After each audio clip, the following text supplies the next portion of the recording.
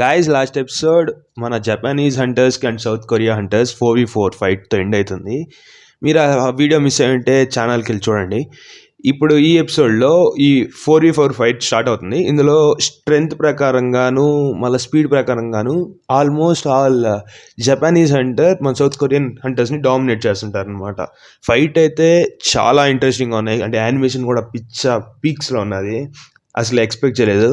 And anime కూడా కొంచెం ఫాస్ట్గా ఉందన్నమాట మాంగాతో పోలిస్తే. అండ్ ఇవి డీటెయిల్స్ కానీ అన్నీ కానీ చాలా బాగుంది గాయస్. ఈ యానిమేషన్ మాంగాతో పోలిస్తే మాంగా కన్నా యానిమేషన్ చాలా బాగుంది. స్టోరీలోకి వస్తే మన సౌత్ కొరియన్ హంటర్స్లో ఇద్దరు జపనీస్ హంటర్స్ చేతిలో ఓడిపోతారు అనమాట. ఇంకిద్దరు మిగులుతారు. వాళ్ళిద్దరు ఎవరంటే టైగర్స్ గిల్డ్ లీడర్ అండ్ మన హీరోయిన్ అనమాట. అయితే మన హీరోయిన్ చాలా ఫాస్ట్గా అండ్ టాలెంటెడ్గా తన అపోనెంట్ని ఓడ్చుకొట్టేసి టైగర్ గిల్డ్ లీడర్కి సపోర్ట్ చేసి ముందుకు వస్తుంది. కానీ దారిలో ఒక జపనీస్ హంటర్ స్నీక్ అటాక్ చేసేకి ట్రై చేస్తాడు అనమాట. అతన్ని రిఫ్లెక్సెస్లో చాలా ఫాస్ట్గా గుద్దేస్తుంది మన హీరోయిన్. అయితే ఇంకా అతను టెంపర్ కోల్పోయి మన హీరోయిన్ పైకి అటాక్ చేసేకి వస్తాడు.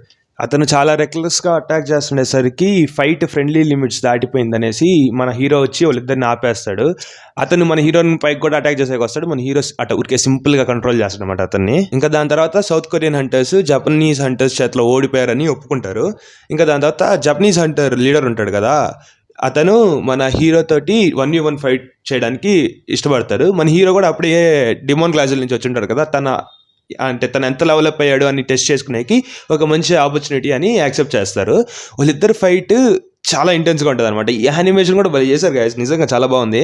అయితే ఏమవుతుందంటే ఈ ఫైట్ ఫస్ట్లో కొంచెం మన హీరో తన లిమిట్స్ని చెక్ చేసుకుంటూ ఉంటాడు. ఇంకా సడన్గా ఒక చిన్న స్క్రాచ్ పడతారు అనమాట మన హీరో ఎనిమీ అటాక్కి.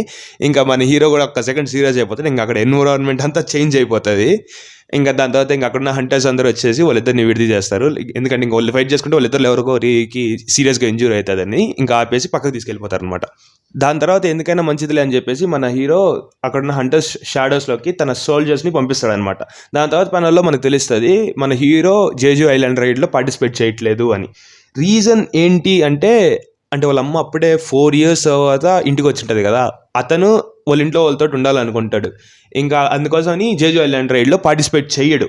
ప్యారలల్గా ఈ జేజు ఐలాండ్లో ఫుడ్ అయిపోతుంది అనమాట ఈ యాంట్స్ మాన్స్టర్స్ అన్నిటికీ. ఇంకా అందుకని ఒకదానిపైన ఒకటి పడి తింటూ ఉంటాయి ఫుల్గా. ఇంకా అంటే అక్కడ యాంట్ క్వీన్ ఉంటుంది కదా, ఆమె ఏమంటుందంటే ఈ ఐలాండ్ వదిలేసి మనం ఇక్కడి నుంచి వెళ్ళిపోవాలి, ఏదైనా వేరే ఐలాండ్కి వెళ్ళి అక్కడ ఫుడ్ వెతుక్కోవాలి అని ఫిక్స్ అవుతుంది. కానీ వీళ్ళందరినీ నడిపించేకి ఒక స్ట్రాంగ్ సోల్జర్ కావాలి వాళ్ళకి అని చెప్పి అనుకుంటుంది. అంతలోపలే ఒక పెద్ద గుడ్డు నుంచి ఒక పెద్ద యాంట్ మాన్స్టర్ వస్తుంది. యాంట్ మాన్స్టర్ బయటకు వచ్చి తన ఎనర్జీ అట్లా రిలీజ్ చేస్తారనమాట. అది చాలా పవర్ఫుల్గా ఉంటుంది. నెక్స్ట్ డే జేజు ఐలాండ్ పైన రైడ్ స్టార్ట్ అవుతుంది. ఇప్పుడు ఉన్న ఎస్ ర్యాంక్ హంటర్స్తో పాటు ఒక కొత్త ఎస్ ర్యాంక్ హంటర్ వస్తాడు అనమాట. అతను రిటైర్డ్ ఎస్ ర్యాంక్ హంటర్స్ మామూలుగా అయితే, కానీ జేజు ఐలాండ్ కోసం స్పెషల్గా జాయిన్ అవుతాడు. అతను ఒక ఎస్ ర్యాంక్ హీలర్. అతను చాలా పవర్ఫుల్ హీలర్. అంటే వితిన్ సెకండ్స్లో హీల్ చేయగలుగుతాడు ఎలాంటిదైనా. అంటే ఒకవేళ కట్ అయిపోయిన హ్యాండ్ అయినా వితిన్ సెకండ్స్లో అంటి చేయగలుగుతారు అనమాట, అంటే ఫేక్ కేసినట్టు. వీళ్ళందరితో పాటు ఒక ఏ ర్యాంక్ కెమెరామ్యాన్ కూడా వస్తాడు అనమాట. అతని పని ఏంటంటే ఇక్కడ జరుగుతున్న ఫైట్స్ అన్ని లైవ్ బ్రాడ్కాస్ట్ చేయడం. ఇంతలో మన జపనీస్ హంటర్స్ అందరూ 4 batchesగా విడిపోయి ఒక్కొక్కరు ఒక డైరెక్షన్ సైడ్ నిలబడి వాళ్ళ ప్రెజెన్స్ని రిలీజ్ చేస్తారనమాట. ఇంకా పుట్టలో ఉన్న చీమలన్నీ బయటకు వచ్చేస్తాయి. ఇంకా ఆబ్వియస్గా పుట్ట లోపల చీమలు ఉండవు, ఉండేది ఒక యాంట్ క్వీన్, దానికి రాయల్ గార్డ్స్ ఉంటారు. వీళ్ళు ఇంతలో సౌత్ కొరియన్ హంటర్స్ అందరూ వెళ్ళేసి ఆ యాంట్ క్వీన్ని చంపేయాలి. ఇది మిషన్ యాక్చువల్గా. అయితే ఇంతలో కొన్ని చీమలు వీళ్ళున్న ఫ్లైట్ని అటాక్ చేసేకి వస్తే అక్కడున్న మేజు ఒక మంచి పవర్ఫుల్ అటాక్ యూజ్ చేస్తాడు అనమాట. ఇంకా సౌత్ కొరియన్ హంటర్స్ కూడా ముందుకెళ్తారు అనమాట వాళ్ళ పార్ట్ వాళ్ళు కంప్లీట్ చేసేకి. ఇంకా ఇంతలో వెనకొచ్చిన రీఎన్ఫోర్స్మెంట్స్ అన్నీ ఒక సిగ్నల్ జామర్స్ని ఆన్ చేస్తాయన్నమాట. దీనివల్ల ఏమవుతాయంటే యాంట్స్ అన్ని యాంట్ క్వీన్ తోటి కమ్యూనికేట్ చేయలేవు. ఇందులో జపనీస్ హంటర్స్ అందరూ చాలా ఫాస్ట్గా యాంట్స్ని చంపేస్తుంటారు. వీళ్ళు ఏమనుకుంటారంటే ఇంత ఫాస్ట్గా అయితే మనమే క్లియర్ చేస్తాం జేజు ఐలాండ్ని అనుకొని వాళ్ళు కొంచెం అట్లా ఇంప్రెస్ అవుతూ ఉంటారు. ఇంకా సౌత్ కొరియన్ మేజ్ ఏమో చాలా తెలివిగా యాంట్ క్వీన్ ఉన్న చోటుకి తీసుకెళ్తూ ఉంటారు. వెళ్ళే దారిలోనేమో ఒక పెద్ద సంఖ్యలో గుడ్లు కనిపిస్తాయి అనమాట. అక్కడ ఒక పెద్ద గుడ్డు ఉంటుంది అనమాట. ఇంకా ఆ గుడ్డుని చూసి అందరూ భయపడతారు అనమాట. ఇంత పెద్ద గుడ్డు అసలు చీమదేనా, ఈయన దీని నుంచి ఏం వచ్చి ఉంటుంది అని చెప్పి చాలా టెన్షన్ పడుతుంటాడు. ఇంకెంతలో మన హీరో తన డైలీ టాస్క్ని కంప్లీట్ చేస్తాడు. ఇంకా ఇటుపక్క ఒక జపాన్ హంటర్కి చిన్న షోల్డర్ ఇంజురీ అవుతుంది. ఇంకా అతని టీం ఒక అమ్మాయి ఉంటుంది అన్నమాట హీలర్.